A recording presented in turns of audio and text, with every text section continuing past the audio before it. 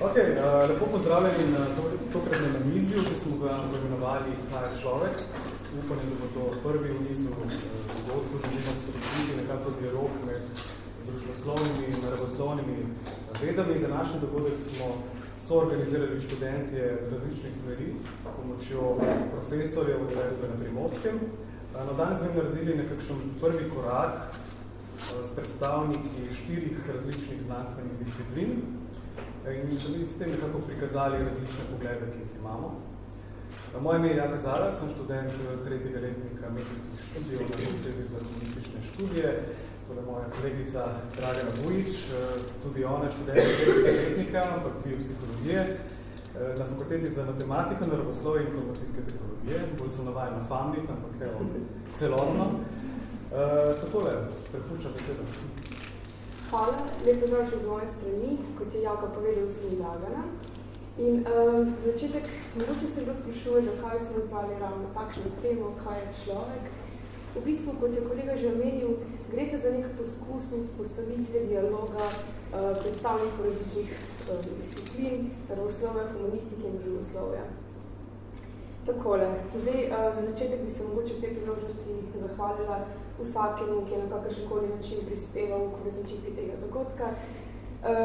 Začela bom z bolj tehničnim delom. Hvala študentskemu centru Univerze na Primorskem, ki nam je omogočil prijeten prostor. Hvala vsem študentom in zaposlenim naše univerze, ki so na kakršenkoli način s svojimi idejami prispevali k uresničitvi tega dogodka. In za konec hvala še našemu profesorju dr. Ernestu Ženku, ki je s svojim predavanjem iz psihologije družbe v bistvu spodbujal naše kritično mišljenje o človeku in na svoj čas nesebično usmeril pri pripravi tega dogodka.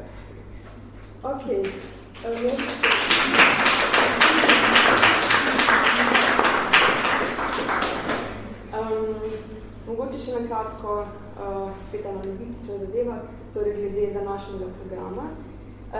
Najprej bomo naše sogovornike povabili recimo krajši predstavitvi njihovega pogleda in pogleda njihove znanstvene discipline na človeka. Potem pa se bomo nekako spustili v debato o tem, kaj sploh je človek, pod vplivom katerih dejavnikov, vednosti, okolja in kako v bistvu vsaka izmed predstavljenih disciplin gleda na tako kompleksno bitje. Za začetek bi v besedi povabila dr. Gorazda Dreveška, ki prihaja z področja naravoslovja. Zdaj študenti biopsihologije ga nekako v bistvu poslušamo pri predmetu psihofarmakologija. Njegovi trenutni raziskovalni izzivi se pa v bistvu nanašajo na Alzheimerjevo bolezen in pa raziskovanje delovanja kanabinoidov. Zdaj, za začetek bi se stvari vprašala, kaj po vašem mnenju je človek? Se pravi, ko se razmišljal, kaj glede na vse ostale sogovornike predstaviti, je z biološkega vidika zadeva preprosta in popolnoma nerazumljena, popolnoma slabo poznana. Zakaj slabo poznana?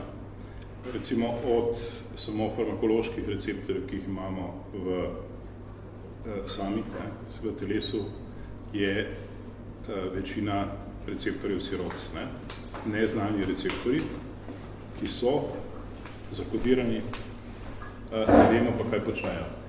Tu so, ne vemo njihove funkcije, kamoli, da bi lahko jih vplivali. In z tega vidika je bolj pomembno, da pogledamo, kaj se biološko ponavlja. Spočetje, rojstvo, spolnost, smrt. 4 ključni elementi tekom življenja.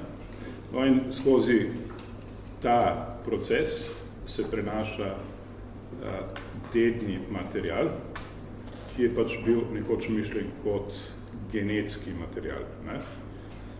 Že dolgo ni več genetski, oziroma zadnjih 10 let se vse vrti okrog epigenetike. Epigenetika je, kako recimo, več ali manj, ker ste skoraj vsi študenti biopsihologije, zgodna travma, kako pusti posledice na naših zanamcih. Večina teh študij dedovanja je bila upravljena v nekih ekstremnih razmerah, v potomci preživelih holokausta, se pravi potomci, ki so se rodili staršem za popolno skrajno življenjsko izkušnjo. Ne? In ti potomci imajo v drugi, tretji generaciji moten odziv na stres, oziroma se ne odzivajo enako na stres kot njihovi predniki. Ne? Pogoj je, da so to preživeli, da so sami doživeli neko travmo in to travmo zapisali v svoj genetski material v neki epigenetski obliki. Ne? To pomeni na hislonsko bojnico, ne v dedni material. Ne?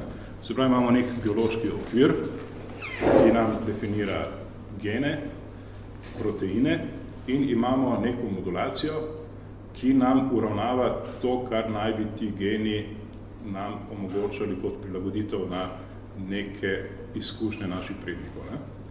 In z tega vidika je zelo pomembno, iz katerega plemena prihajamo. Ne? To pomeni, zelo pomembno je, v katerem, ali smo potomci kakšne mongolske horde, ne? In z veseljem potujemo po svetu, ne? Ali smo, ne vem, neki staroselci v Alpah, ne? Da hočemo vsak vikend iti na svojo poletno hiško. Ne? Se pravi, da smo vzeli nek vzorec, ki se je nehote zapisal v vzorec, tudi če ne vemo, odkot to prihaja. Ne? Zdaj zelo rad uporabim primerjavo krvnega maščevanja. Ne? Krvno maščevanje, Črna Gora, Albanija, delno jug Italije, ne? Italijansko, kako se reče? Krvno maščevanje, krvnovo sveta. Vendeta. No, in ta vendeta se pač preselila iz Albanije še v južno Italijo. Ne? No, in na podlagi tega krvnega maščevanja so v Albaniji zgradili v hribovitih krajih neke stolpe, kjer so ti ljudje, ki so bežali pred krvnim maščevanjem, živeli. Ne? Čez noč so se zaprli ta stolp, se pravi, da jih ni bilo mogoče ubiti. Ne? Celo življenje so bežali pred nečim. Ne? In potem najdemo nekaj generacij, ne, enega potomca, prednika, ki so ga že pozabili, in ta oseba ima vzorec bežanja. Bežanja pred neznanim, bežanje pred nevarnostjo. Ne? No in ta zapis je epigenetsko determiniran. Ne? Zdaj, v teh ljudskih povedih, ne, o tem, kako se neka lastnost nosi čez 7 generacij, ne, je danes pač ukazana z nekimi epigenetskimi spremembami. Ne. To pomeni, da dejansko nosimo s sabo spremembe, ki niso genetsko zaznavne, so pa zaznavne v našem vedenskem vzorcu. Ne. Tako da z biološkega vidika je pomembno samo naš okvir, naši odtisi naših prednikov, ne? To je kot pri poklicih, ne? Če so bili stari starši v nekem poklicu, ne? Se boš lažje znašel potem tudi sam v tem poklicu. Ne zdaj zaradi tega, ker bi se to dedovalo, ampak se naš vedenjski odziv lažje prinaša, oziroma lažje pridobimo neke sposobnosti, spretnosti, se pravi, da naš vzorec delovanja možganov, ne, če bi rekli prvenstveno prefrontalni korteks, je pa tisto, kar nas loči od živali. Ne. Če bi rekli recimo živalski genom, recimo od primatov, ne, in humanim genom, ne, da je 99% enak. Ne. Se pravi, da tista majhna potankost in epigenetika nas naredi drugačno. Ne? In drugačno je samo pač, koliko naši deli prefrontalnega korteksa lahko integrirajo naše emocije, naš elementarni odziv, ne? Nevarnost, spolnost, nekaj, s čemer več ali manj v današnjem prostoru mediji najbolj manipulirajo. Ne? Se pravi, ta naš okvir je predvidljiv, vse ostalo je manj predvidljivo. Ne? To pomeni, če hočeš manipulirati, vedno manipuliraš z nekimi elementarnimi čustvi, ne, se pravi, internet česa poln, ne, politike, denarja, pornografije, ne, se pravi, nekaj, kar bo zanesljivo se nas dotaknilo, tako ali drugače, ne.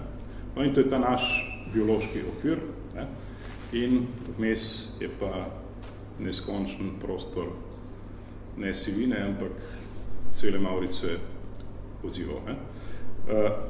Zdaj, pred kratkim sem imel eno tako eksotično potovanje v osrednjo Azijo, ne, in potem, ko greš malo gledati, ne, pač ugotoviš, da je v srednjem veku praktično neka horda na konjih, ne, nomadska obvladovala praktično pol Evrope oziroma vzhodni del Evrope in celo oziroma Eurazijo, ne, če tako rečemo. Ne.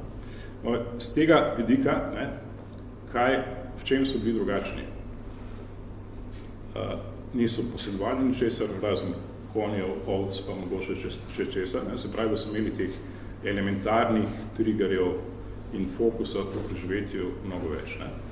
Zdaj, če se vrnemo k tem biopsihološkim vsebinam, ne, na koncu smo vedno sami, ne, na začetku smo sami, rodimo se sami, umremo sami, ne, in naša integriteta kot ljudje je tisto, kar lahko naredimo sami. Ne.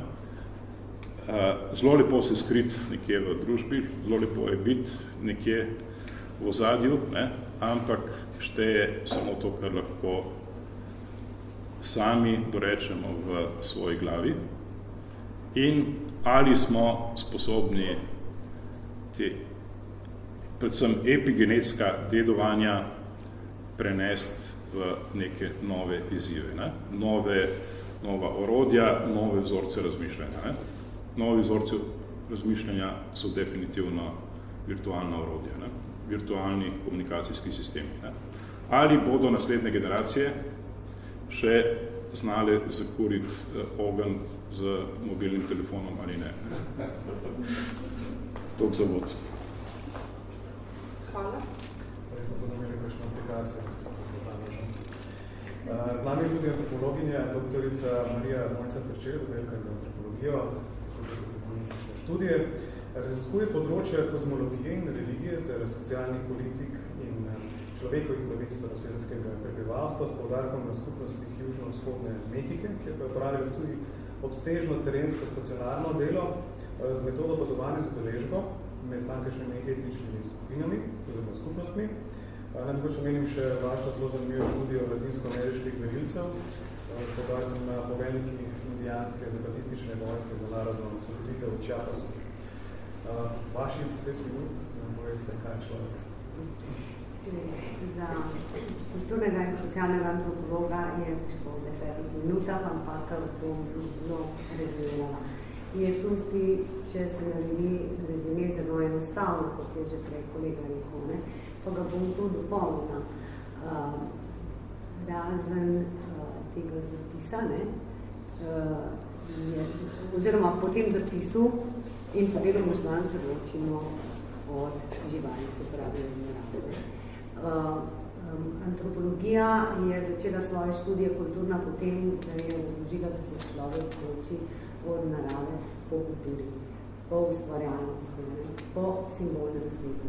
Simbolni svet je tisti, ki nas tudi loči primarno.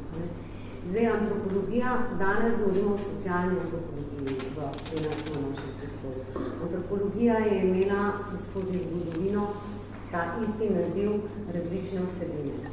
Če pogledamo, kjer se je začela pri Aristotelju, ne, v stari Grčiji, je antropologija pomenila v bistvu etiko, je pomenila del filozofije, ne, pač kulturni del človeka. Če gremo potem gledati naprej, vsaj ko se je antropologija kot kulturna in socialna in fizična veda pojavila v 19. stoletju, se je antropologija lahko nastopala kot raziskava fizičnega dela človeka, se pravi, to je bila fizična antropologija, zlasti 19. stoletje in začetek 20. Ta del antropologije se je potem nekako začel preveč ukvarjati z rasnimi posebnostmi, oziroma je rasne posebnosti preveč vezal na kulturne vzorce. Na podlagi rasnih posebnosti razlagal določena behavior obnašanja kulturne vzorce. Končal se je seveda, vemo, z Auschwitzom in zaradi tega, recimo pri nas na filozofski fakulteti, ko sem še jaz upisala etnologijo, ki je bila na istem oddelku, kjer je zdaj tudi antropologija, so imeli še do 60 let, dokler profesor dr. Božo Škrl ni umrl, še del fizične antropologije. In bi poudarila, da je to nujno, da bi se združevali, ker človek ni niti samo biološko, ni niti samo kulturno, ni niti samo socialno bitje, ampak je kompleksno bitje. Potem sta se pa pojavili zlasti v Ameriki kulturna antropologija, ki je človeka razlagala po njegovih kulturnih elementih, in pa v Evropi zlasti v Angliji, pa tudi v Franciji socialna antropologija. Torej, ta antropologija, ki jo pač zastopa naš oddelek, pa s katero se tudi jaz ukvarjam, se ukvarja s človekom kot socialnim bitjem, pa tudi s človekom kot simbolnim bitjem in kulturnim bitjem. To je v bistvu čisto kratko. Zdaj, so na nekaterih področjih socialne in kulturne antropologije je poznavanje biologije in pa sploh genetike, je ali pa medicinskih osnov, fizične osnove človeka je nujno potrebno.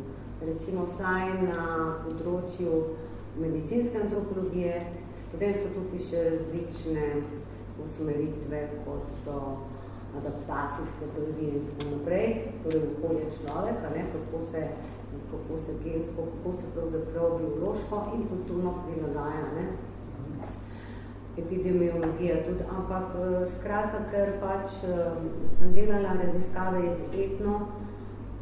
etnomedicine, pa etnopsihiatrije s tem šamanizmom, in zdaj predavam medicinsko, moram tukaj za čisto osvetlitev dati eno zanimivo stvar. Pred leti, 8-10 let nazaj, smo delali zelo intenzivne vaje na medicinski antropologiji in smo delali vse od eno leto v vajah sem imela sanje, razlaga sanj pri recimo Majih, razlaga sanj Freudu in tako naprej. In potem smo tiste sanje tudi analizirali.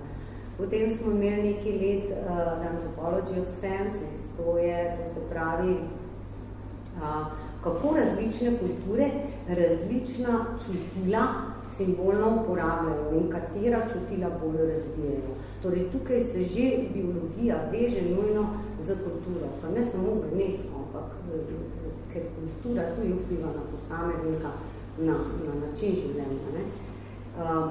Potem smo imeli, za začetek sem vedno vsako uro, na prvih vajah sem dala študentom do naslednjič napisati en esej, kaj je telo. In enostavno so se naši antropologi tako posmihali. To pa ja. Koliko težav so imeli s tem, kaj je telo. In še bolj sem da pa jaz, tako da sem da pa čisto zaprepaščena, ko sem dobila te eseje, ki so bili tako makiavelistični, in to od tistih ljudi, ki so se z najbolj alternativno, pa duhovno, pa vegansko stvarjo ukvarjali, so pisali, telo je super kemično-fizični stroj, recimo. Ne moreš verjeti do 21. stoletju, in tudi, ko recimo študente sprašujem, ko smo recimo Anthropology of Senses delali, kateri centri, mislim, sploh ne poznajo študente, danes mladina, opustite, ampak veliko, mogoče na pametno, ampak ne poznajo svojih organov. No in potem smo brali en članek, ga imam tu s seboj, ponavadi beremo ta članek, ene portugalsko-japonske antropologinje, sociologinje, Beyond the Body and the Mind. In tukaj je tisto, kar jaz mislim, kjer bi se mogla ta interdisciplinarnost naša razvijati. Med eno biopsihologijo, pa eno socialno pa kulturno antropologijo. Jaz recimo, socialni kulturni antropologi nismo strokovnjaki za zdaj razlago genogenskega spomina in tako naprej. Smo pa raziskovali v podrobnosti nek način življenja in tako naprej. Ne? Tukaj bi bilo treba nekje iskati skupne točke, sodelovanje dveh ali pa dveh skupin. Še vedno vlada v naši sredini ta kartezijanski razhod. Beyond the body and the mind. Dejansko. Tudi Evropa ni bila, kaj šele druge kulture, kot so azijske, Daljni vzhod ali pa tudi visoke civilizacije Latinske Amerike, telo imajo eno samo besedo za človeka, ki ob enem pomeni telo in vse njegove duhovne in psihološke entitete. Torej, telo je kompleks vsega. In v bistvu je zelo težko, pa včasih rečem študentom, se bomo usedli na pljučke, da tako kot indijancem ste drugo perspektivo. Kol želimo, da bi prišli to dualnost, smo še vedno evropocentristično ukrepi. In tukaj je treba veliko izkušenj z drugim in drugačnim, ne da ga kar obravnavaš. Jaz sem največ vedela o indijancih, predtem sem šla tja. Sem vse vedela, kar je pisalo v knjigah. Ampak, ko sem pa tja prišla, pa sem mislila, kako jaz njih opazujem. Oni so mene prej preštudirano kot jaz. Tudi med njimi, pri njih sem videla ogromno empiričnosti, logike. Ta naš evropocentristični predsodek, da imajo vse druge kulture, da so predlogične, da imajo neurejena čustva in tako naprej, sploh ne drži. To so družbe s totalno logiko, z empiriko družbe, ki ločijo na eni strani magijo, na drugi strani empirično znanost, seveda konkretno v recimo etnofarmakologiji in tako naprej, poznajo anatomijo človeka, vejo, zakaj in kako deluje, in pa vendar gledajo na človeka kot celoto. In to je tisto, kar je moje poslanstvo v sklopu kulturne antropologije, da nekako hočem študente pripraviti do nekega malo bolj kompleksnega razumevanja. Seveda pa tukaj treba ogromno konkretnega dela. In če zaključim, zadnjič so me poklicali tjale na to Gorenco, ko so imeli neko dodajo o humorju in so tam razlagali o nekih smejalnih, psihologinja je razlagala o smejalni terapiji, kako se res določeni hormoni sreče sproščajo in tako tudi, če se prisilno smejimo. Tu povem, čustva, ki so dana vsem človeštvu, vsak človek pozna žalost, jezo, žalost, veselje, jezo, smeh in tako naprej, ampak tudi čustva so res dana biološko, genetsko, kakorkoli, ampak so skozi kulturo kontrolirana in regulirana, usmerjena. Torej, kaj je smešno in kaj ni, to je kulturno dano. To je kulturno dano. Mi se, recimo, to živimo v naši družbi. En intelektualc, študente se smejijo nečemu. En dolenski kmet se temu istemu ne bo smejal, nekemu vodilcu.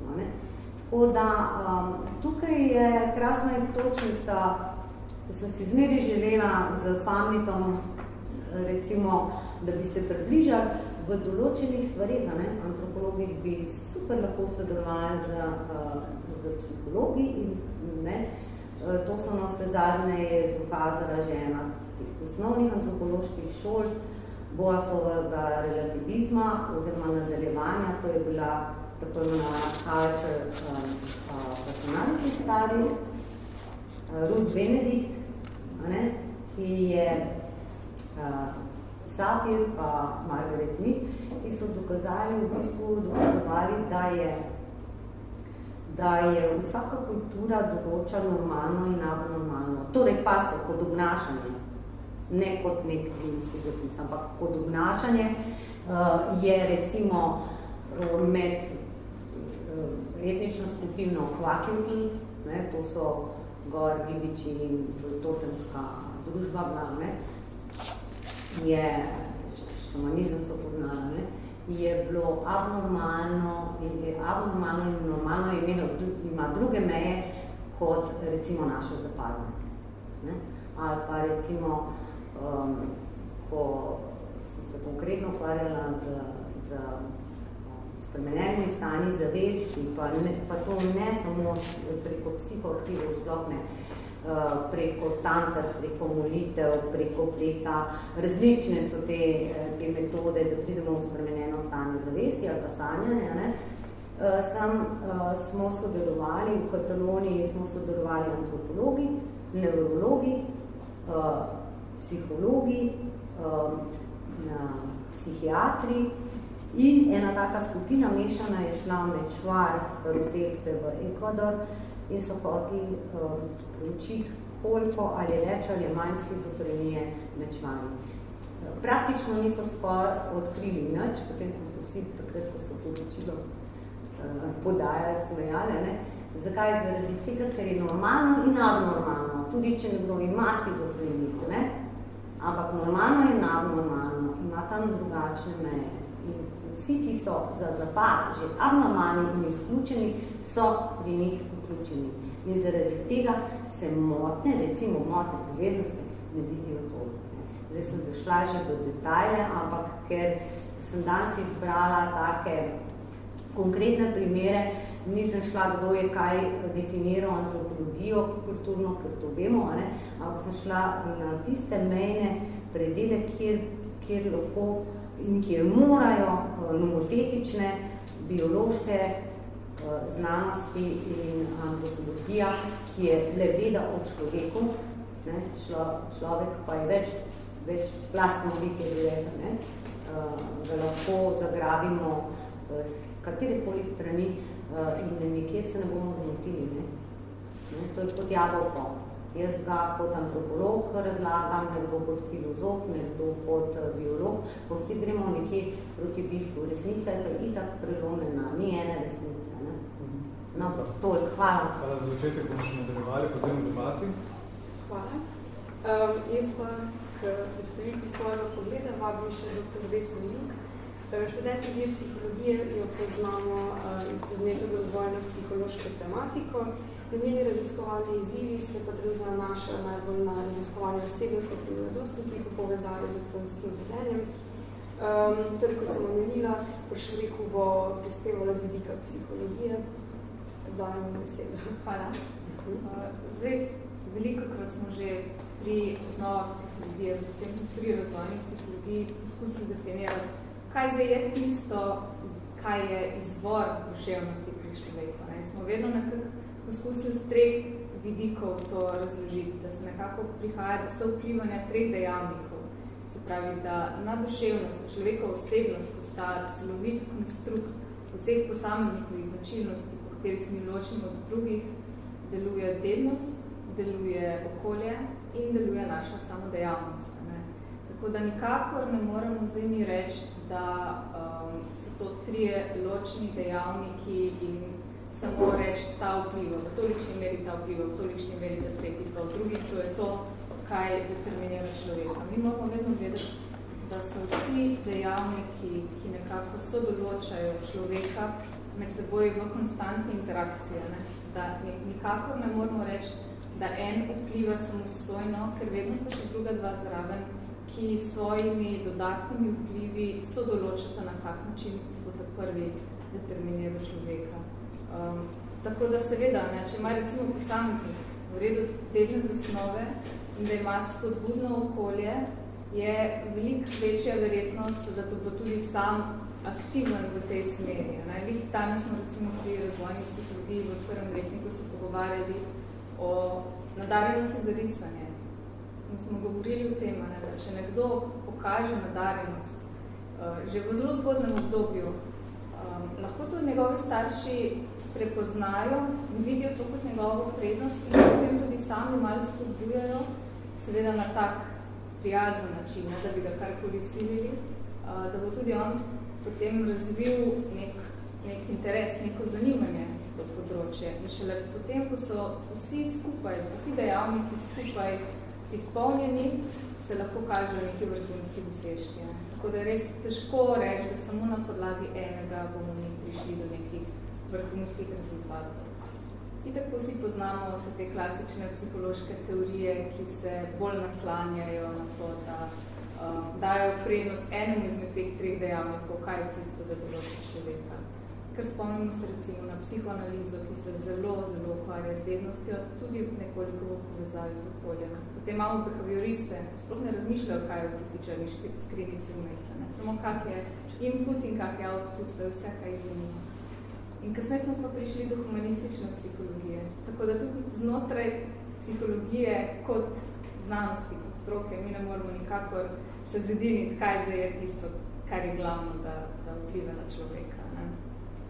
Tako da zdaj, seveda smo pa znotraj razvojne psihologije pa poskusili nekako za različne značilnosti posameznika določiti, kateri izmed teh dejavnikov recimo ima nekoliko večji vpliv od ostalih dveh. Tako da recimo ugotovitve, do katerih smo prišli preko študij vedenske genetike na različne načine, smo ugotovili recimo, da na umske sposobnosti, kamor sodi spomin, inteligentnost, reševanje problemov, na temperament in pa seveda tudi na duševne motnje ima dednost kar precej velik vpliv. Tako da, če recimo pogledamo temperament, temperament se pojavi že pri dojenčkih, pri malčkih in se kaže v zgodnem otroštvu izrazito bolj kot recimo osebnostne značilnosti. Tam vidimo, da gre predvsem za to, kako se posameznik preko čustev odziva na dražljaje iz okolja. In to so v bistvu ene take zadeve, ki so res precej pod vplivom dednosti. In nikakor pa ne moramo reči, da potem pa okolje ne more souvplivati na to, kako se bodo te stvari kazale dejansko pri posamezniku. Recimo na značajske lastnosti, kamor sodijo pa v bistvu bolj kompleksne vsebine z psihološkega vidika, kot so stališča, vrednote, interesi, odnos do sebe, odnos do drugih, vrednote na različnih področjih, ima pa socializacija in nasplošno okolje veliko večji vpliv kot sama dednost. Tako da temperament in osebnost sta po svoje zelo povezana pojma, ampak na koncu pa vidimo, da njuna izvora sta pa lahko precej različna. Tako da, kaj mogoče še zanimivo, znotraj vedensko-genetskih študij smo se zelo veliko ukvarjali s tem, da smo nekako se poskusili določiti ne samo ali vpliva dednost ali vpliva okolja, ampak tudi različni vplivi okolja. In tiste klasične posvojitvene študije, če se spomnite mogoče študenti, smo govorili o tem, da so zelo veliko študij delali na ta način, da so ugotavljali, kako so si podobni oziroma različni posamezniki, ki si delijo genetski material in si ne delijo okolja, in po drugi strani tisti, ki si ne delijo genetskega materiala, delijo si pa okolje. Smo potem prišli do tega, ne samo da gledamo okolje kot celoto, ampak gledamo okolje, ki si ga posamezniki delijo in okolje, ki si ga posamezniki ne delijo. Tako da včasih je v razvojni psihologiji veljalo mišljenje, da je okolje, ki si ga posamezniki delijo, pomembno pri razvoju različnih značilnosti posameznika. V moderni razvojni psihologiji so ugotovili, da temu pa ni tako, da je pa okolje, ki si ga posamezniki ne delimo, tisto, ki v precej večji meri determinira razlike med posamezniki, kot pa okolje, ki bi si ga delili. Ne? Tako da to so v bistvu ene take zanimivosti, ki se potem lahko raziskujejo dalje. Zelo klasične recimo so tiste študije z enojajčnimi dvojčki, ki so bili posvojeni v različne družine. Ne? Tako da tam se vidi dejansko vpliv dednosti in vpliv okolja, ki si ga posamezniki ne delijo. Tako da potem pa imamo spet seveda različne značilnosti, za katere se je ugotovilo, da se recimo delež vidljivosti skozi življenje pa tudi spreminja, da ni determinira, da recimo, če pri otrocih, ne vem, 30% ta koeficient hereditarnosti, da to straja skozi celo življenje, ampak lahko tudi narašča, ne? Recimo splošna inteligentnost, nekako zanimiv primer, ki se začne pri malčkih tam pri 30 do 40% in na koncu v pozni odraslosti doseže skoraj 80% vrednost. To so ene take zanimivosti, ki so znotraj razvojne psihologije zelo, zelo pogoste. In se z njimi še vedno ukvarjamo na različnih področjih. Tako da potem pa definitivno, če smo mi prišli do izvora duševnosti, do izvora osebnosti, pa lahko potem tudi dalje raziskujemo. Kot recimo se ukvarjamo s tem, kako pa zdaj osebnost, ki jo posameznik že ima, pa vpliva na naše vedenje. Ali se mi vedno vedemo recimo nekako konsistentno z vrednotami, ki jih imamo, ali lahko včasih v mogoče bolj ekstremnih primerih pride do tega, da se bomo pa mi obnašali pa čisto drugače, kot so pa neke naše klasične vrednote. Tako da tukaj so pa v bistvu tiste zadeve, ki pa so v psihologiji kot taki malo manj raziskane in definitivno bi bilo potrebno več povezovanja tudi z drugimi vedami, z drugimi strokami, da bi prišli do enih takih bolj celostnih rešitev, bolj celostnih ugotovitev, kaj zdaj je šlo. No, pa se vi sociolog in politolog, dr. Ante Kuzmanič je član katedre za politologijo, sociologijo, komuniciranje, etiko in kulturologijo v managementu, seveda na fakulteti za management. Že v preteklem stoletju je bil med najglasnejšimi borci za človekove pravice, je soustanovitelj Ljubljanskega mirovnega inštituta in sodeloval tudi časopisom za kritiko znanosti, pa še bi lahko našteval. No, v svojem raziskovalnem delu se ukvarja z modernimi in postmodernimi političnimi ideologijami, političnim ekstremizmom in ksenofobijo. Puščam se. Ja, jaz sem se vprašal,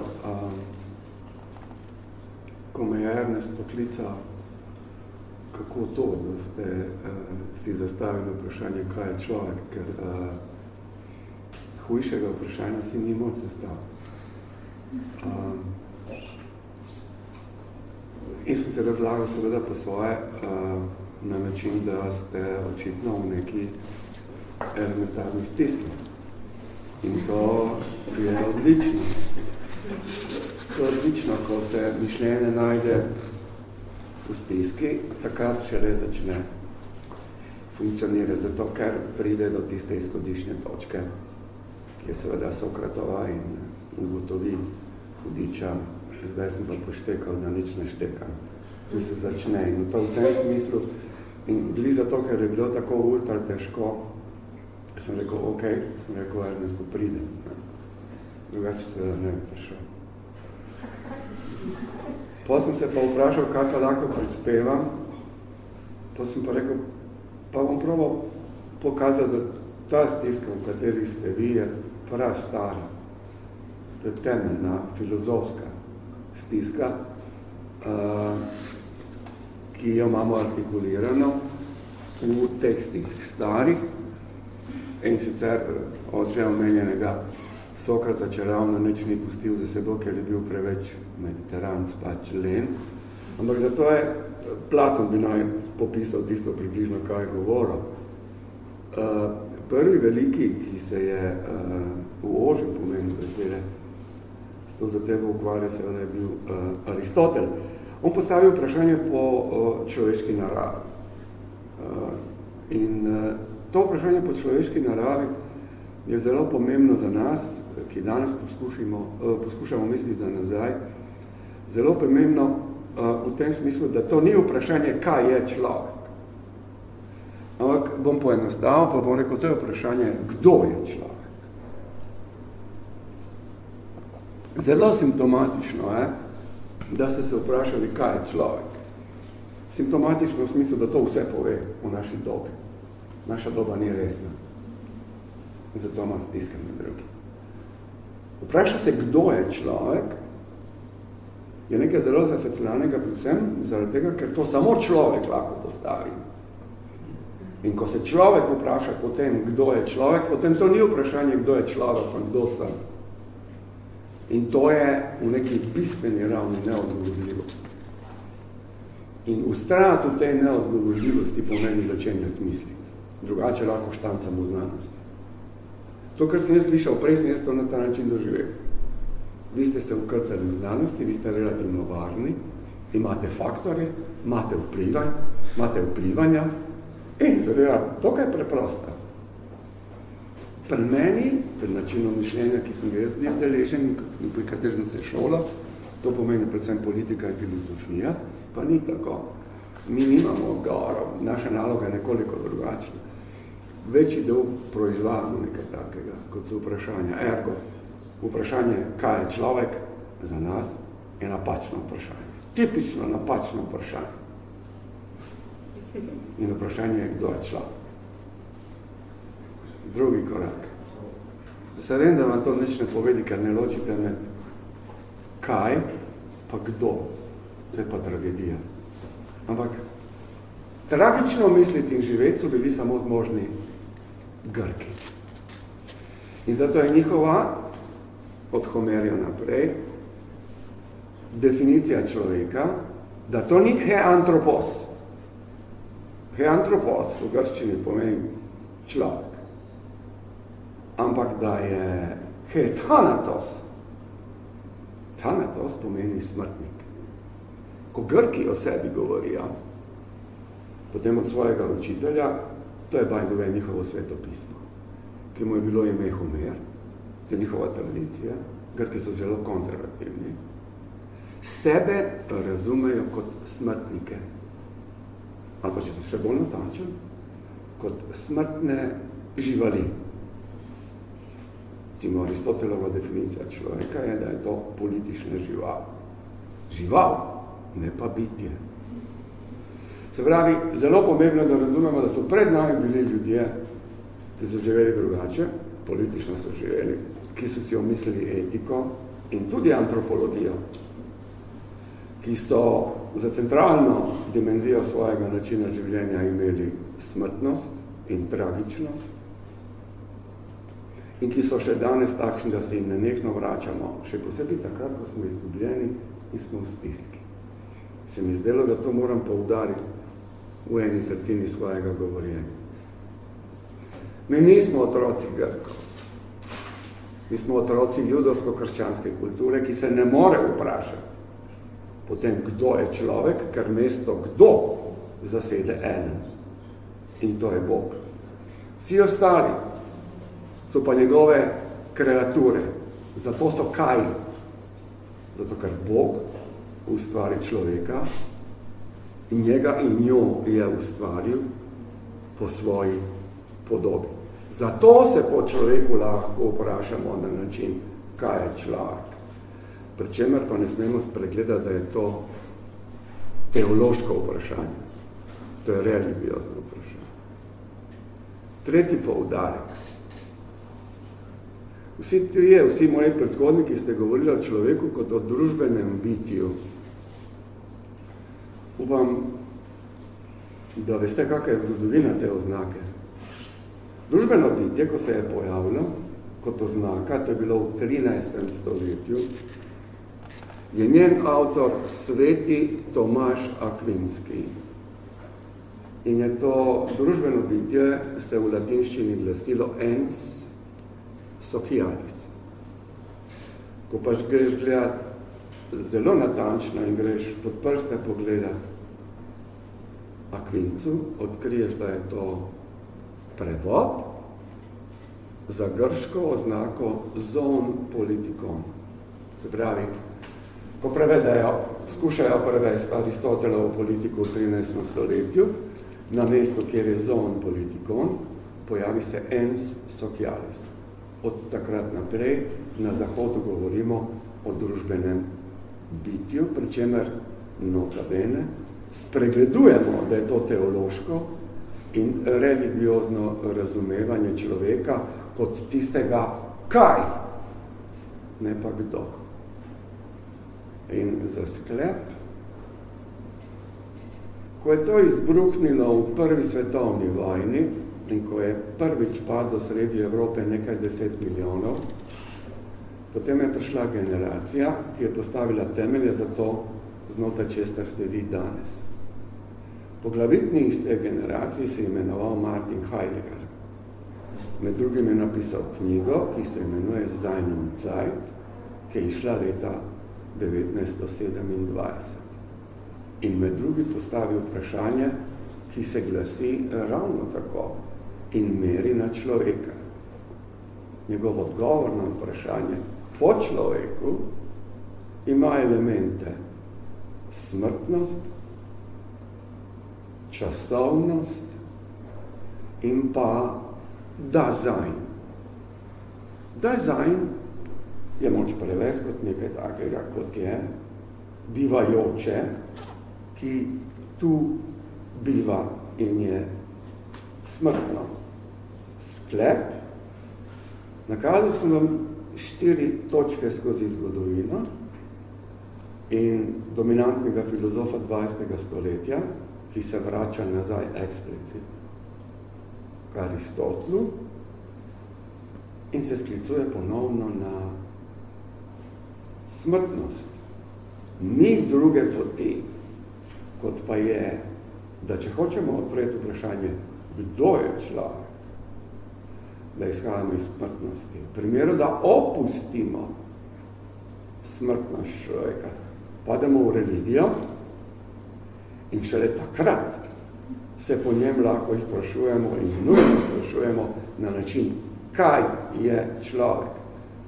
Sklep sklepov današnje znanosti in stroke so nadaljevanje religije z drugimi sredstvi.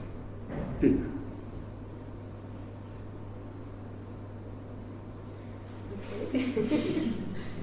Hvala. Sem 4, seveda. Začetek bi se morda vrnila na doktorja Gorazda Drevenška. Če ste pozorno poslušali zadnje predavanje, oziroma predstavitev, ali je mogoče kakšna taka zadeva, ki bi lahko morda pomagala k razumevanju človeka z vidika vaše biološke stroke, recimo? Zdaj zelo Heideggerjevsko sem omenil tog življenja, ne, od spočetja,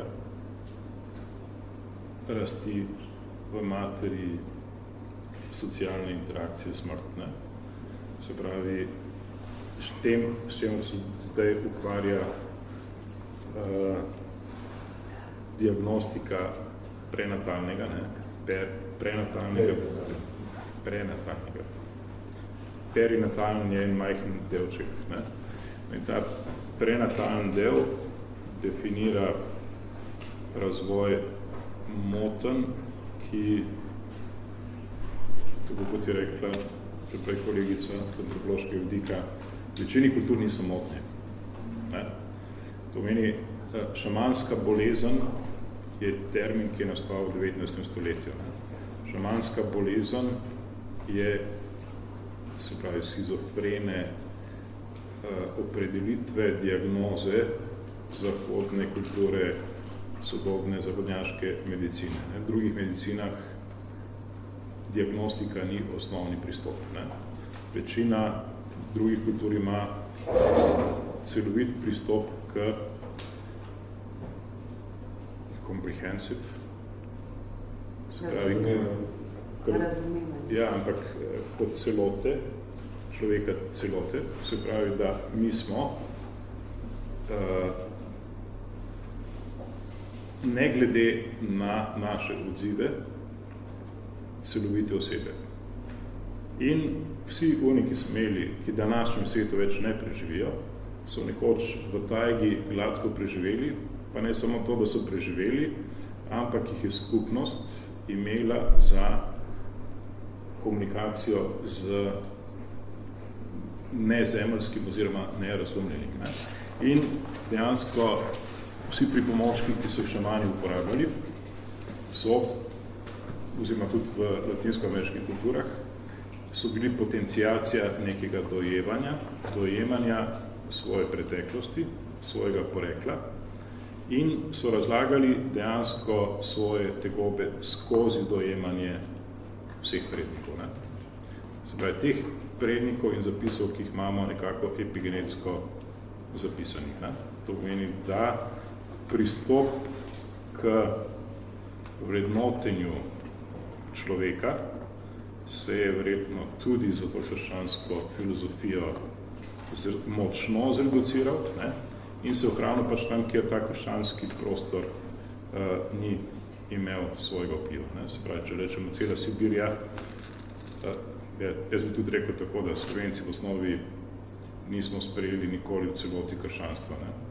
Da smo dokaj vraževerni še nekje v svoji biti, ne? Oziroma pač spet odvisno od teh, kdo kaj prihaja, kaj nosi sabo. Ne? Ampak recimo običaji iz mitrejske kulture, ne, so se v vzhodnem delu Slovenije še vedno ohranili, ne, pa od tega 2000 let, ne, oziroma je bliže recimo nekemu zoroastrianizmu kot pa krščanski kulturi. Ne. To pomeni, da smo preplet nekih zgodb, ki jih ohranjamo, no, in jaz še vedno vztrajam na tem, da je ta okvir, ki smo ga dobili, ne, samo neka matrica za tisto, kar je odtisnjeno z izkušenj časa vedenske prilagodljivosti in da konec koncev smo tisto, kar imamo v glavi. Ne? V glavi imamo bolezen, imamo zdravje, imamo svoje ambicije. Ne?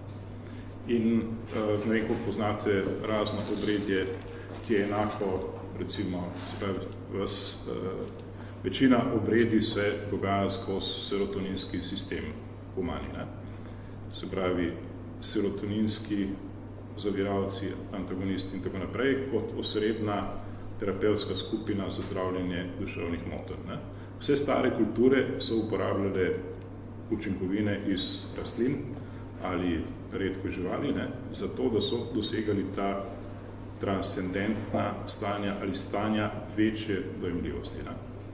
No in te kulture so se ne glede na zemljepisno širino, ne glede na kulturne okvire, ne glede na religiozne okvire, še manj na filozofska stališča, razvila po celem svetu. Ne? Ali je to Južna Amerika, ali je Severna Amerika, oziroma se to isto kot Sibirija, ne? Ali pa to recimo Afrika. Ne? To pomeni, imamo pač nek footprint, ne? Daleč od tega, da bi zagovarjal kakšno teozofijo ali karkoli podobnega, ne? Ampak imamo mnogo več, kot lahko sami dojamemo. Ne?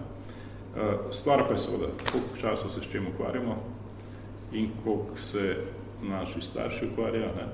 Prenatalno pa ne, avtisti pač ima sposobnost nekateri zapomnici, ne vem, 70 000 decimalnih mest števila pi. Ne? Ok, matematiki zna malo manj, ne? Ampak pač to pomeni, da ta avtistični vzorec nastane takrat, ko pač je nosečnica v 3. mesecu staknjena rdečke, ne? Tudi če se ne zaveda te infekcije, ne? Ali pa reinfekcije. Ne? In pač tisti 3. mesec ne, bo vplival na razvoj socialne komponente v našem mezencefalonu. Ne?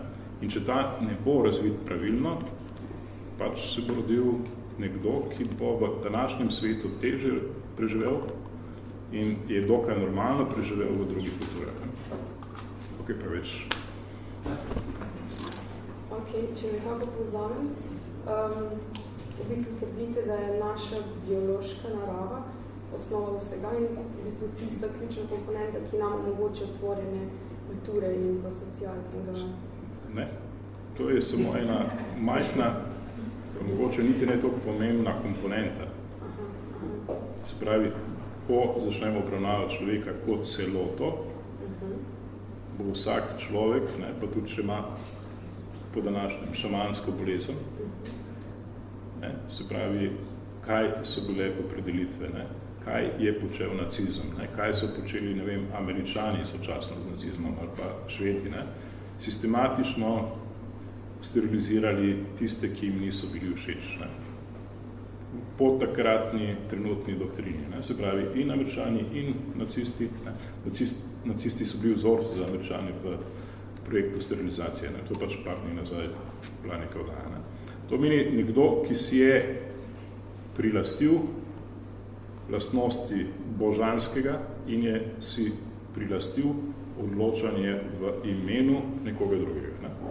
No in pač glavni problem teh, čeprav ne poznam ustreznega izraza, ne, ampak teh cikličnih fašistoidnih ambicij, ne, ki se pojavljajo vedno, ko nastopi neka politična kriza oziroma neka politična mlaka, s katero nihče ne vidi rešitev. Ne. Takrat nastopijo zlorabe bioloških dejstev, psiholoških profilov, diagnoz in podobnega. Ne. Se pravi, česar se moramo izogibati?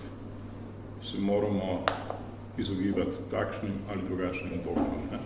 Pa najbolj religiozne, politične. Ne. Se pravi, o človeku bi morali soditi vsakič znova. Ne. In vedno individualno. Ok, zagovarjate vi so torej neko interdisciplinarnost, če se tako lahko izrazim.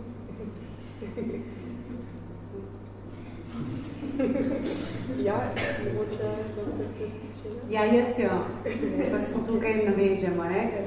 Njega ste vprašala, kaj lahko biologija prispeva, ne? K tem, a ne? Bolj malo, ne? Prosim? Bolj malo. Ja. Bom jaz se tu navezala, pa se bom na sogovornika tukaj, ne? Kaj antropologija lahko prispeva? Lahko prispeva to, da naše mišljenje, naša vizija sveta ni edina. To je vse, kar lahko antropologija prispeva. A ne? Ker nek Sibir, nek Jugur, ne? Zdaj bom govorila, ali pa nek Uzbek, ali pa nek Kitajec, ali pa nek Japonec, ampak že to so preširoki termini, pa rečemo nek taoist, kristjan in tako naprej, ali pa en maj. Vsak ima nekje eno kozmovizijo, kozmologijo, ki je kulturno pogojena in znotraj katere se bo razvijal in ima drugačni pogled kot evropski človek. In tudi jaz, da zaradi tega mi grejo take stvari, kar vidim, da ne razumejo ljudje. Tako imenovana šamanska bolezen, o tem ne govorimo že več od leta 1920, zdaj bo 100 let. S tem je pometla Ruth Benedict, ki sem jo prej, psihologinja, antropologinja, ki sem jo omenila. Evropa je vedno gledala druge kulture skozi svoje oči in jih ocenjevala za manj vredne, več vredne. Pa tudi tisti, ki so relativisti, ki so izhajali iz neokantovstva, iz nemškega romanticizma, kot so Boas, ki je bolj to psihološko šolo formiral, so bili še zmeri, ki so imeli to relativnost, vsaka kultura pač drugače razlaga, ampak še vedno je Evropejc razlagal tega drugega v svojih merilih. Tudi Boas, ki je rekel, vse kulture so enakovredne, ampak so pa različne. In vsaka v sebi se lahko razloži. Kaj sem hotela zdaj reči? Človek, Evropejc, ko je šel v Sibirijo ali pa ko je šel gor k Kvakuti, je videl, da šamani v svojem obredu spuščajo neke glasove, norijo tam okoli, brez psihoaktivov, čist brez, to je spremenjeno stanje zavesti. In so to poimenovali za šamansko bolezen.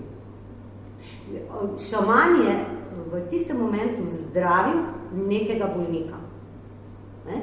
Poleg tega šaman je prej dal diagnozo je dal pač drugače kot evropski zdravnik, jo je dal skozi sanje.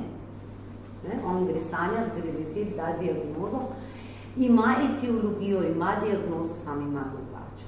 Zato jaz to ne bi zdaj govorila, da je šamanska bolezen pa to v nekem, če sem prav razumela, genetskem zapisu. Tukaj se pa ne strinjam. Tukaj se pa kot kulturni antropolog absolutno ne strinjam.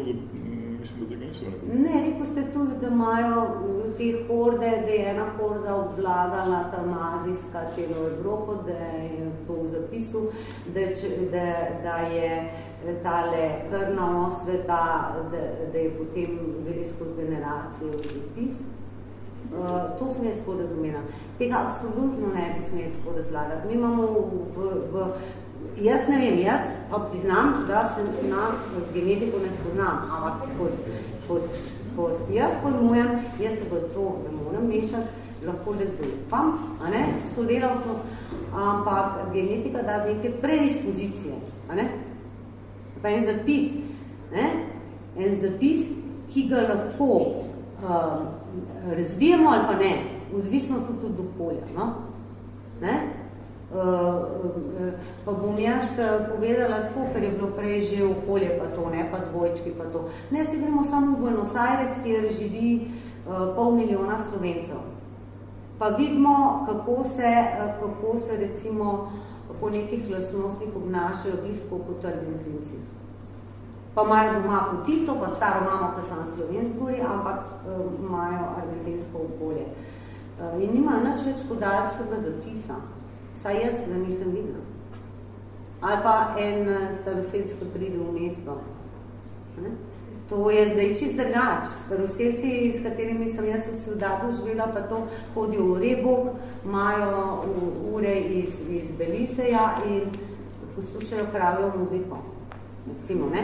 Nimajo nobenega genetskega zapisa šamanskega, ker šaman je samo eden v celem plemenu. To je duhovni vodja, zdravnik, zdravilec, ki ima neke posebne sposobnosti, ki je premagal smrt in tako naprej, nam šlo v detajle. Ampak hočem samo povedati, da kot kulturni antropolog se zavzemam za to, ali pa socialni, ali pa antropolog, da bi ta evropocentristični pogled, da je treba namečkano imeti. Ja? Vedno je bila skozi zgodovino, če gremo gledati, vedno so nas v šoli učili Grčija, zibelka Evrope, Karam. In profesor je tukaj lepo povedal, mi smo potomci judovsko-krščanskega, ne starih Grkov, ne? Načina razmišljanja in tako dalje, in tako dalje. Mislim, samo to bi rada, da imamo razumevanje in empatijo do drugega. To se pravi, da ga spremljajo model drugačen, da ga ne ocenjujemo skozi, ne vem, svoje evropske norme ali pa skozi genetiko ali pa skozi karkoli, kar ima sedež v Evropi. Da majhno pazljivo, recimo tudi ko genetiko ali pa karkoli razlagamo, da ne tlačimo kar vse od Sibirije do Amerike. Res. To, ne? To bi bilo moje, kaj lahko antropologija doda. Ne more nič, kot profesor pa je povedal, je že vprašanje, bilo prvič napačno, pa se strinjamo, ne? Kaj je človek, pa zdaj smo že spet čist, ne? Se ne gre za to v današnji znanosti in ne gre več za ta osnovno vprašanje. Če se mogoče navežem na to, kar ste že povedali v predstavitvi, spravim neko sodelovanje z drugimi vedami, ki se tudi že dogajalo tudi v Južni Ameriki. Pri nas nekako sedaj poudarjamo interdisciplinarnost, potem imamo druge pojme, transdisciplinarnost, multidisciplinarnost. A je možna neka združitev, ali je to samo utopično in mogoče namiguje samo na pojmovno združitev, da bi recimo rešili neke bolj zahtevne probleme, neke zahtevne vprašanje, da bi prišli do nekih konkretnih odgovorov? Jaz mislim, da živimo v dobi, v kateri je moč videti na vsakem koraku, simptomi so številni, da več nimamo opravka znanostjo in znanostmi. Tako ali drugače je mrtva. Tisto še imamo danes opravka so različne tehnike in tehnologije. To so tisti, ki so izvrševalci prek sistematike projektomanije, naročil ki jih različne korporacije razpisujejo. Se pravi, če se danes nekdo hoče ukvarjati z nečim X, potem pa mora biti takšen, da se prijavi na razpis, v katerem je že vnaprej rečeno, kaj se bo in tako naprej raziskovalo. V smislu znanosti, kot jo poznamo iz njene, recimo, herojske dobe, mislim, da smo pa se. Skratka, mislim, da smo na taki točki, kjer več ne moremo govoriti o znanosti. Ko danes rečemo stroka, strokovnost, to je skill. Če to prevedem v grščino, dobim tehne. To so tehnaji, to so tehniki. Današnja univerza, današnje univerze so vse po vrsti, ne glede na to, kar imenujemo discipline, tehnične. Komaj da čakajo, da bodo, tako ali drugače, prišli v službo gospodarstva, rečemo. Za znanost ni značilno to, kar mi imamo v glavah približno, imamo Baconovsko strukturo v glavi, v smislu, da znanost mora biti koristna. Ne, znanost se mora ukvarjati zadevo tudi, če ni koristna in nasprotno, najbolj takrat celo, ko je kontrakoristna. V tem smislu mislim, da živimo v neki zelo čudni dobi in v glavah pa imamo predstave bolj od manj, ki so romantizirane. Bi bil moj odgovor, ne, v tej smeri ne. Druga zadeva, ki bi jo poudaril v tem kontekstu, je to, kar sem prej rekel. Mene je presenetilo, da nekdo danes postavi vprašanje, kaj je to človek, če ravno je napačno postavljeno. Nič hudega, pač, ne, za začetnike je normalno, da so na začetku. Ne? In v tej dobi, v kateri je danes, v kateri smo danes, je popolnoma jasno, da nimamo odgovora na vprašanje, kje smo, kva dogaja, ali nam bo padla bomba, ali se bo odprla vojna in tako naprej. In to je idealno okolje, na nek način, da se začne vračati nekaj od tistega znanstvenega, kar je bilo. Ampak danes bi znanstvenik pomeni biti antiakademski, antitehničen, bolj ali manj ne v službi in ga rad bolj ali manj alternativno sam za svoj račun, ne glede na rezultate. Ko nekdo sanja, in to so, mislim, da te mokre sanje, s katerimi vam polnijo glavo tudi vam, o kritičnem mišljenju, pa manjka nam kritičnega mišljenja, kritično mišljenje. To je način življenja, ki je politično žival živi in za katero je pripravljena glavo, da ni mišljenja uno, pa telo je tam. To je tvoj način življenja. To živiš in tako umreš ali pa meč. Če pa mislite, da boste na svojo, bom zdaj rekel levičarsko, da mi slišite, malo meščansko življenje sedenja pred zasloni, noter ugradili kritično mišljenje, potem pa mislim, da se debelo motite. Tisto pa, kar mislim, s tem sklenem odgovor na tvoje vprašanje, da ta obrat bi vam lahko pomagal, da razumete vsaj, kako jaz razumem zadev. Tako kot je kolegica zelo dobro poudarila ta kolonialni patos, znotraj katerega se bolj ali manj vrti celokupna antropologija, pa še katera zadeva, iz področja tako imenovanih disciplin, predlagam, mislim, da bi se tako dalo prispevati. Tako kot so šli, recimo Margaret Mead ali pa Ruth Benedict, ne vem kdo, raziskovati na otokih sredi oceani ali pa kakšna indijanska, afriška plemena, spravite se na ta način vi iz mlade generacije, primorce raziskovati. Z isto metodologijo, na iste načine, Štajerca, Bavarce, New Yorkčane in boste dobili rezultate, o kateri se nam sanja ne. Skratka, to mislim, da so vaše generacije na nek način dolžne in kar niso naše generacije naredile. Skratka, brez milosti, s kolonialno aparaturo na kolonialiste v postkolonialni dobi sami. S temi metodami. To je ena možnost.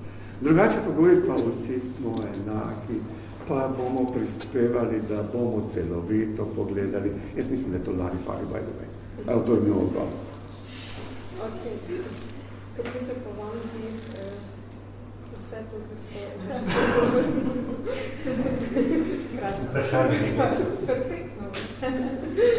Ja, kot sem že prej malo nakazala, vse so psihološka metodologija pa naše raziskave, so dali ogromno odgovorov. Ampak če mogoče pogledamo z današnjega časa, se še zmeraj pojavimo skoraj tam, kjer so bili behavioristi, da dejansko ne vemo, kaj se dogaja tam vmes. Mi poskušamo nekako posnet, opisati značilnosti posameznika, na podlagi katerih lahko zdaj mi sklepamo, kako se bo on vedel v nekih situacijah. Dejansko pa mi ne vemo, kako se bo vedel, dokler ne pride tja, ko se začne obnašati. In tako je tisto, če mi ugotavljamo, kakšen je posameznik, pa opišemo zelo natančno, lahko imamo ogromno instrumentov, njegovo osebnost in se mogoče navežemo na pojem moralnosti in vidimo, recimo, zelo lepo lahko opišemo, kakve so njegove vrednote, kakve so njegove moralne vrednote in sklepamo, ta se pa ne bo vedel nemoralno. Potem pa pride do situacije, kjer se pa vede pa čist drugače, kot se je on sam opisal.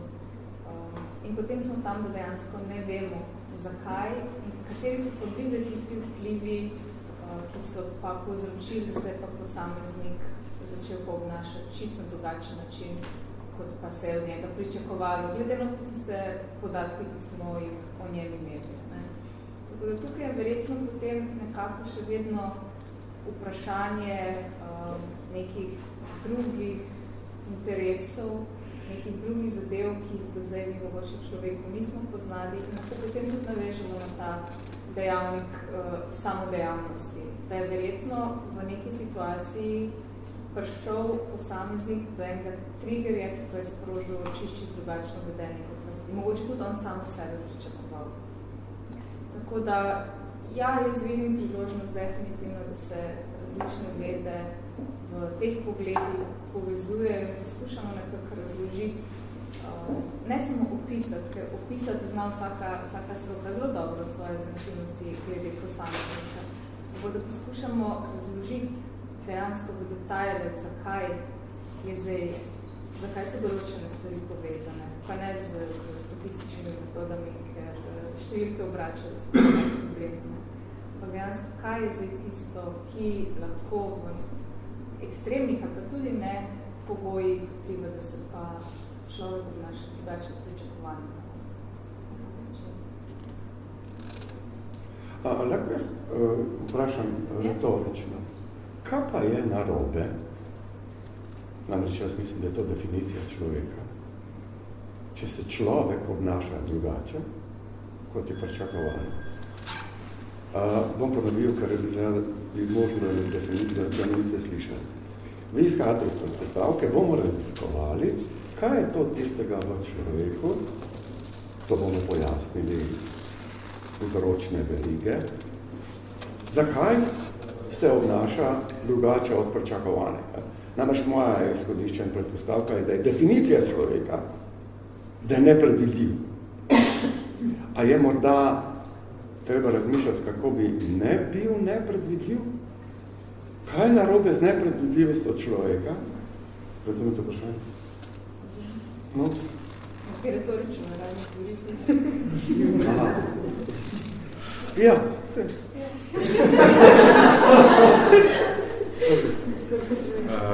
Se pravi, pred leti smo imeli še živega enega strokovnjaka, psihiatra svetovnega kalibra, ki se pisal Rugel, psihiater. In ta Rugel je bil nadpovprečno uspešen pri zdravljenju določenih duševnih motenj, če bi tako rekli. In imel je popolno totalitarno vojaško logiko.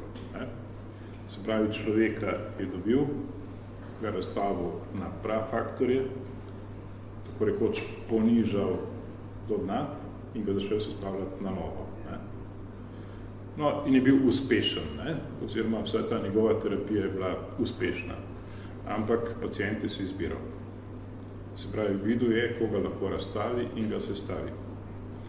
Ne? Recimo, če v določenih psihiatričnih boleznih, ne? Če bi rekli danes bolj motnjah, ne? Primerjamo potem druge metode, seveda je bil uspešen. Ne? Ampak neke druge kulture, ki teh diagnoz, se pa zdaj govorimo o nekih drugačnih kulturah, ki niso mogoče kamenodobne, ne? Neki sibirski, nomadski niso nujno, a pa šamani. Ne? Internet je še vedno poln šamanske bolezni, če boste šli malo potipkati. Internet ni relevantno, res ne opustite. Pa ne meni govoriti, da ni relevantno, ampak je boste našli polno, ne? Te terminologije. Pa neošamanizma. Gre, kar želim povedati, je ključno, da lahko ti ljudje, ki jih pri nas nekdo razstavlja na prav faktorje, v nekem drugem okolju, za neki normalno, empatično zgodbo, normalno funkcionirajo. Ne? In recimo, z moje rane mladosti se spomnim, da je na vasi bilo vedno kup vaških norčkov. Ne? In vsaka družina je imela takega norčka en teden na oskrbi. Ne? In je šel potem naslednji teden do naslednje hiše. Ne? Se pravi, tega danes več ne morete najti. Ne? No, in takšen bo danes, če bo v Ljubljani, končal med klošarji. Oziroma bo zmrzno eno zimo, ki bo malo bolj mrzla. Ne? To pomeni, da gre za spremembo socialnih interakcij. Ne?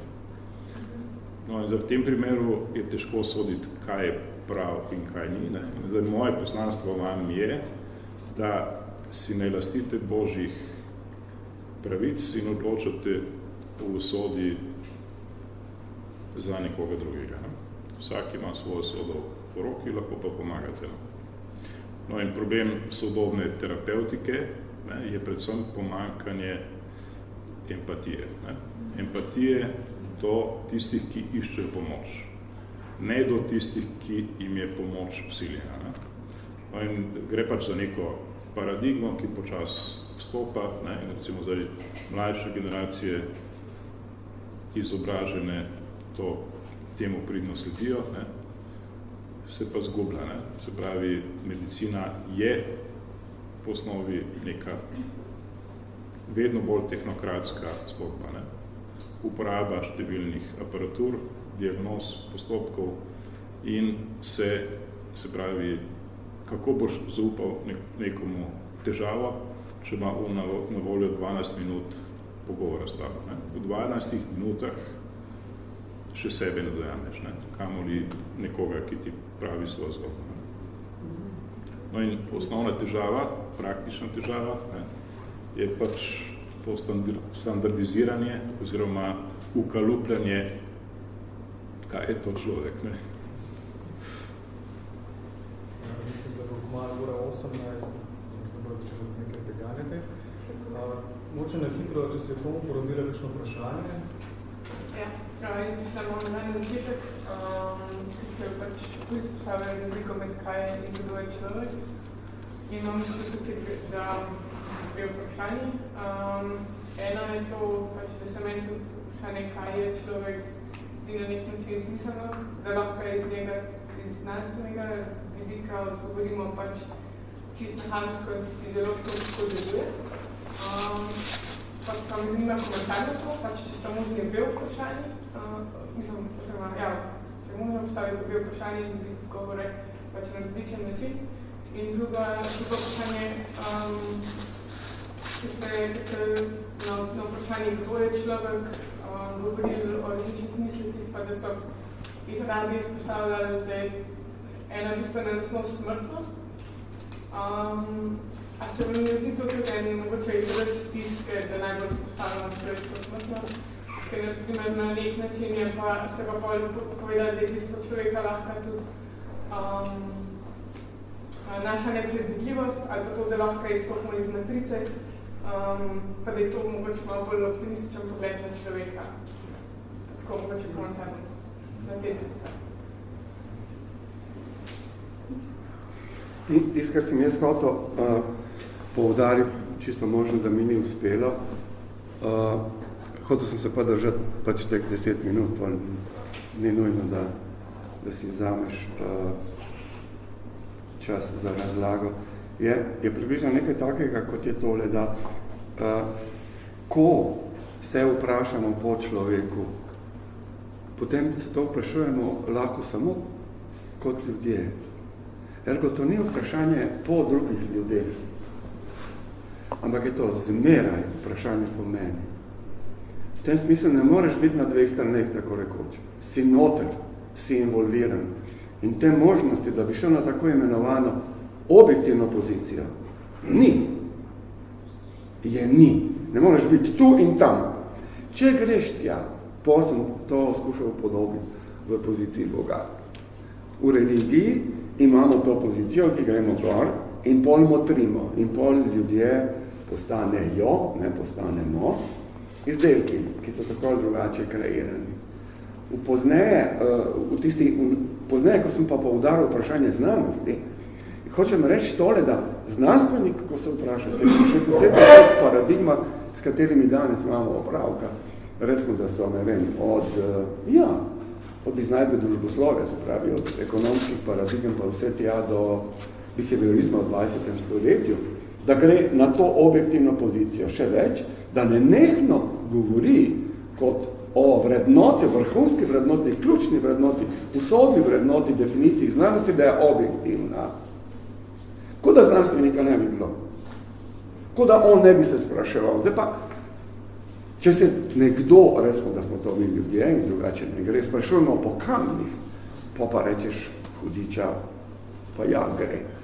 Kamen pada, ja, vsi kamni bodo padli. Pa ljudje se ne moreš tako spraševati, zato ker, recimo, če so iz različnih kultur, potem so lahko neskončno različni. Če so iz različnih in tako naprej, recimo, časov, pa so neskončno različni. In ko postaviš vprašanje iz neke objektivne pozicije, jaz mislim, da temu mora predhoditi in v tem je bil poudarek. Vprašanje hudiča pa odpoder mislim. In ali, zdaj pa pride ključna točka, ali je to še mišljenje? Zdaj pa pride ključna točka. Ali je to še človeško mišljenje? Kaj hočem reči? Ali je človeško mišljenje, ko se postaviš na pozicijo objektivnega, a nisi zapadal v zankov nečesa, kaj več ni človeško? A nisi zapadal v parametre, potem nujno, ki postanejo metodični? V tem smislu je bil poudarek, če nisem bil jasen. Upam, da zdaj sem. Izvolj. Kako pa lahko gremo izven človeka, če smo ujeti v človeka? Jaz mislim, da se ne da iti ven. In da tudi ni treba, da se sprenevedamo, kot da se da iti ven. In mislim, da v tem poanta, v tem kot da, brž, ko gremo ven, iz kot da, naredimo dvoje. Sami postanemo stroj, od tukaj metode. Preberite natančno Organum Novum Francisa Bacona. In ne samo to, na drugi strani tisti, ki ga opazujemo v primeru, da je to človek, ga bomo začeli razumevati kot stroj. Ali pa bolj konkretno.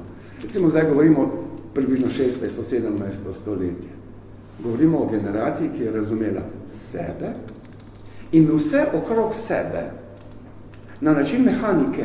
Mehane, v smislu stroja, strojne načine. Ti načini mišljenja, ki so takrat bili postavljeni, se bistveno niso spremenili.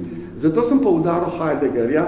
Heidegger je eden, kar se filozofije tiče, ustanoviteljev egzistencialnega, egzistencialističnega pozneje, ko se bo razvijalo bodisi v literaturi na drugih področjih načina mišljenja, ki je tudi danes zelo prisotno. In ko greš pogledati, kaj pa pravzaprav naredil, skušal se umakniti iz tega mehanskega, strojnega. In kako je to možno? Tak, da prepelješ nazaj tisto, kar so Grki imeli. Zelo preprosto. Smrtniki. In ne zbežati na neko objektivno neutralno pozicijo. Jaz mislim, da je tu nekje tisto, kar bi bilo hočeš, nočeš, mislim, da se bomo morali, če hočemo misliti našo dobo, se na to pozicijo postaviti.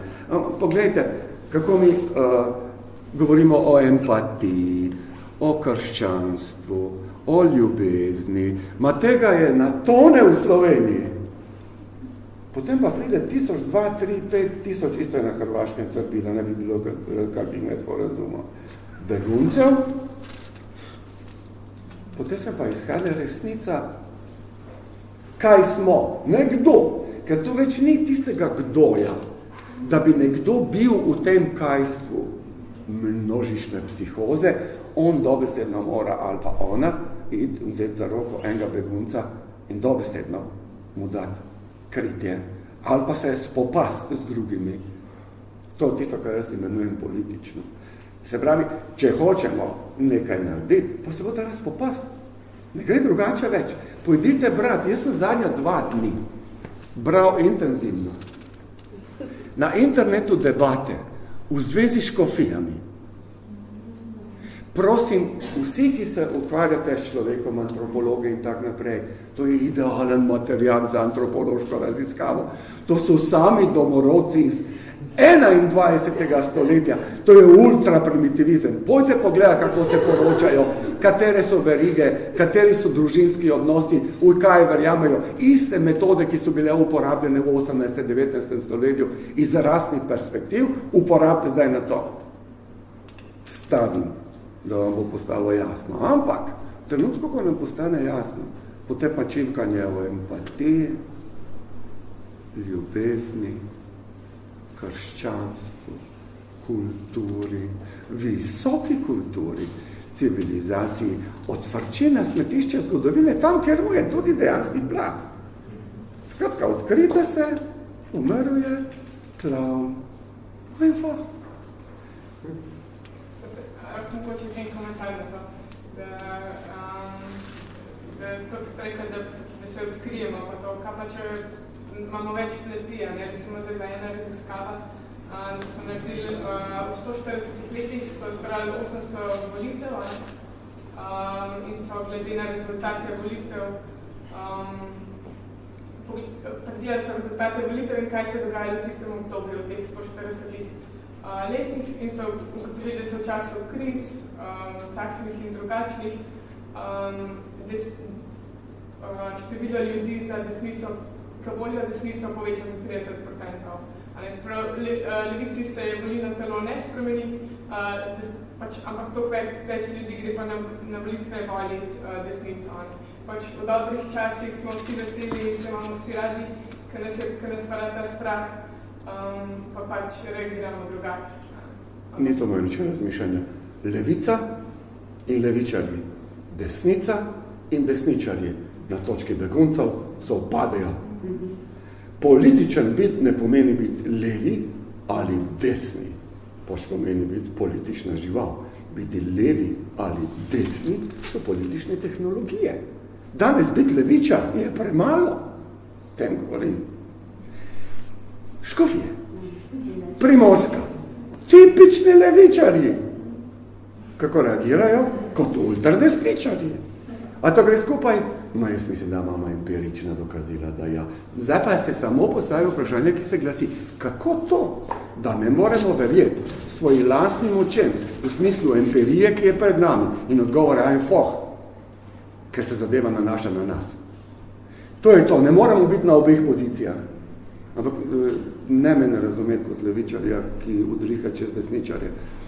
Jaz mislim, da so levičari še kako znotraj tega. Ok, žal na tej točki nismo zaključili, ker počasi... Tu je en kolega dvignil roko. Ja, lahko vprašam, samo še nekaj. Upam, da ne bo šlo predavati, ampak samo me zanima. Kaj pa mislite, recimo človek kot animal metafiziku, kot da smo razpeti na eni strani med živaljo, na drugi strani med idealjem, med Bogom? Jaz nimam tega občutka, da bi bili razpeti. Smo to. Ja. Lahko je biti Bog. Bog se ne rodi, umreti ne more. Napake ne more narediti, karkoli se mu zgodi. Biti Bog, to je ultra dolg čas. Ampak biti človek, ko te lahko povozi na vsakem vogalu, v vsakem trenutku, pa še znotraj tega dobro živeti. Ne pa koristno, dobro živeti. Ja. To pa je vredno. In ta razpetost, ne vidim, kaj je narobe z njo. Jaz mislim, da je to ta teža, ki jo vsakdo med nami se uči nositi in koliko bolj jo nositi, toliko je bolj človeški, ne? Kako ne rečem drugače. Lahko en komentar. Mene zelo veseli, da ste danes s to debato, ki je bila tehnično vprašanje, prišli na koncu do tega, da je to eksistencialno vprašanje. Mene to veseli. Jaz sem to tvoje vprašanje, kaj je to človek, razumel v tej dimenziji, ker vem, da je vaša generacija dobesedno v eksistencialnih stiskah. In drugače ne more biti kot za vas eksistencialno vprašanje. Za mene je politično vprašanje. Jaz sem se šolal pač pri Aristotelu in Heideggerja sicer poznam, ampak nikoli ni bil moja podlaga, iz katere bi izhajal. Za mene je to politično vprašanje. Razlika med eksistencialnim vprašanjem in političnim je nakratko v tem, pri eksistencialnem vprašanju si prepuščen in zaprt vase. Pri političnem pa se lotiš skupnostnega delovanja s sebi enakimi. Ok. Žal, nas pa zdaj časovna stiska nekako preganja, tako da jaz bi se na tej točki zahvalila vsem, da ste prišli poslušati in seveda našim sodelavcem, ki so prispevali z različnih vidikov. Hvala še.